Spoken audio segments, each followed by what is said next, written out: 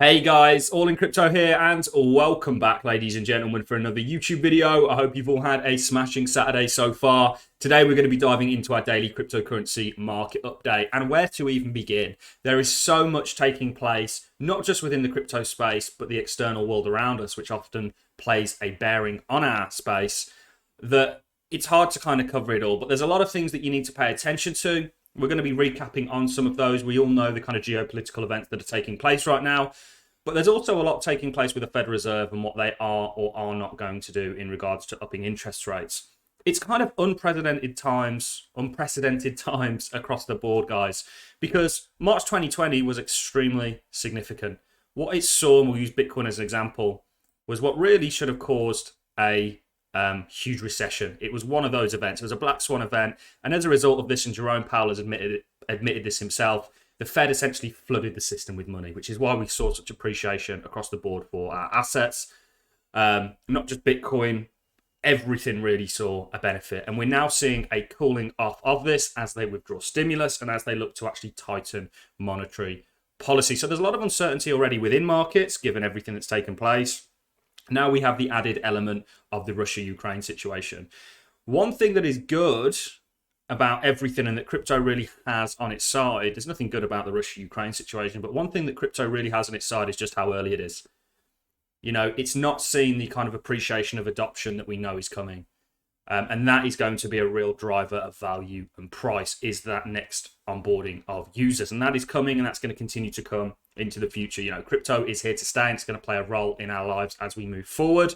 That's a huge thing that cryptocurrency investors have on their side, that perhaps some of your traditional financial instruments, some of your equities, some of your commodities don't have that. So that's something to be certainly positive on. That's why we're ultimately expecting continuation within this bull market. It's not a confirmed bear market yet. I think there are way too many people looking for a bear market to the point where it just simply won't happen.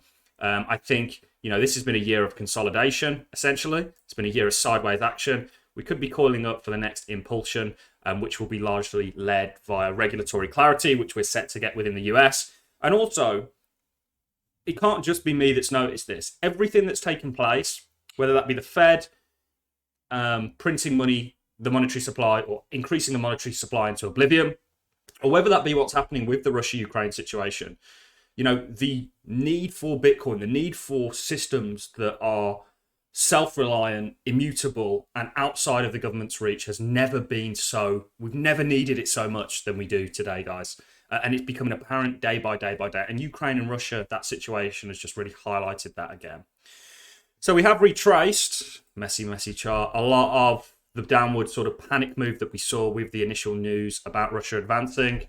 Certainly Bitcoin has, and a lot of your altcoins. The S&P has actually retraced the move completely. So has the NASDAQ, pretty much.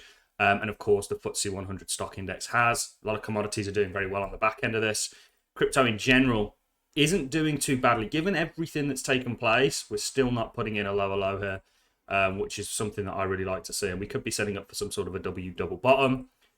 It's really not, to say that, okay, we're going to go up from here is a fool's game, because we still don't know where the land lies. We've still got a lot of uncertainty facing these markets, and you have a lot of the big players sat on the sidelines right now waiting to see how this all unfolds. People are not going to take more risk than they need to. Certainly your big money, where they play more of a prevention than cure kind of game. So that's, you know, ultimately, remember that crypto is on an adoption path, and it will recover, and we will continue going higher. But there's going to be turbulence, you know, on any journey. You're going to run into issues. In any emerging market, volatility is a part of it, and certainly given everything that's taking place. But it is a huge, the fact that crypto's held up as well as it has, given everything, is a huge kind of testimony to strength. And markets across the board have kind of recovered as you see people rushing in to buy the dips. The Russia-Ukraine incursion could complicate the Federal Reserve's interest rate decision.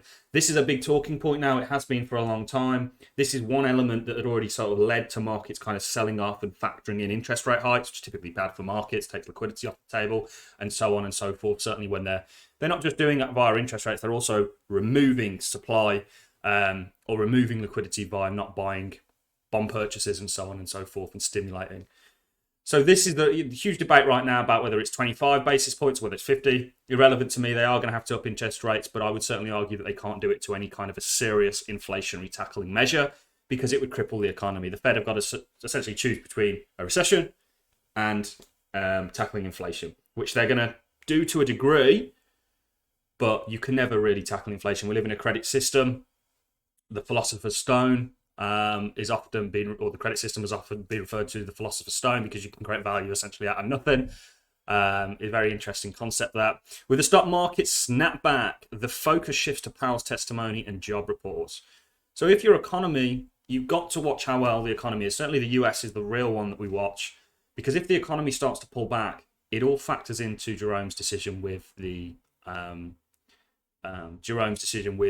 upping interest rates and how he's going to tackle inflation and sort of help out the 40% of people. But the downside to that is the people that own assets and commodities may suffer on the back end of it, with Russia and Ukraine situation already playing a little bit of havoc on markets and making them a little bit uneasy. Can they really come in and rock the boat even more? I would argue they can, but to what sort of severity, and how much pain are they willing to take is another story. The Russia-Ukraine incursion could complicate. Okay, we've already read that one. This is the Russian financier could turn to crypto to sidestep US-Europe sanctions. This is, again, crypto is becoming relevant on all sides. It's becoming needed on all sides. They absolutely could do that. There was can't remember who it was, basically we covered it, a testimony to the Senate where he said, look, we should come out and ban Bitcoin. Because if you think about the sanctions that we impose on certain nations, such as Iran, they can completely void those via using an external currency that we don't have any control over.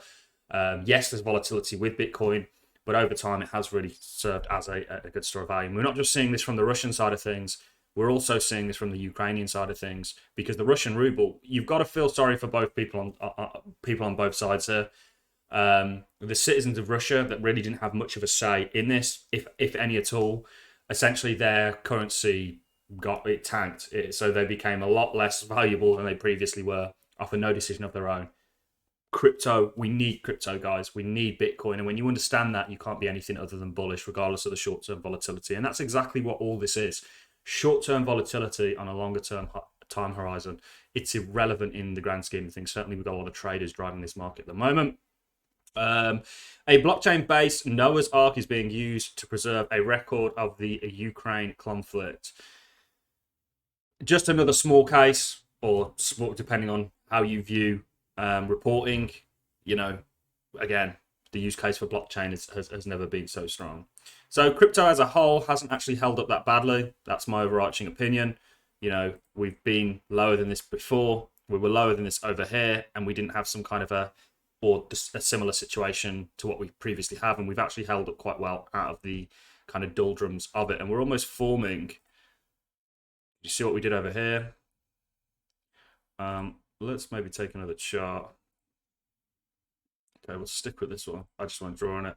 You see how we have 3 big wicks here where people buy the dips, kind of creates a floor. You have a similar thing taking place over here today, guys, which I find extremely interesting. Are we going to see a rally to the upside off the back end of this? There's absolutely potential that we could. Ultimately, we do think crypto is recovering. It's in this kind of broadening structure. I think it's going to see a move to the upside and fizzle up to the top. And I think a real driver for this could be regulatory clarity within the US, which we're waiting on. That would give crypto a huge green light. It would mean Wall Street could now start to monetize it, which is what they are going to do. And when Wall Street monetize something, they push it heavily. That has really bad negative repercussions, in my opinion, in the sense that then we can see a real bubble. People think 2017 was a bubble. Guys, 2017 was not a bubble. It was just a simple case of markets getting overheated and then crashing. It wasn't a bubble in the sense that it was going to lead to an economic crisis like 2008 or the dot-com boom. Dot-com boom back in 1999 was $5.5 trillion. Crypto here was $760 billion. $5 trillion in 1999 was somewhere more accurately to $5 trillion in the sense that it was worth a lot more than it would be worth today. You're probably talking 10, 15 trillion today. Crypto has not seen that real appreciation yet, but this could lead to, if I was a government and I didn't want Bitcoin, I would inflate it and then crash it, because where's everyone going to go when it crashes? And if it crashes on a serious scale where they can deem it unsafe and they've won that game. But that is all speculation into the future, a scenario that potentially could play out.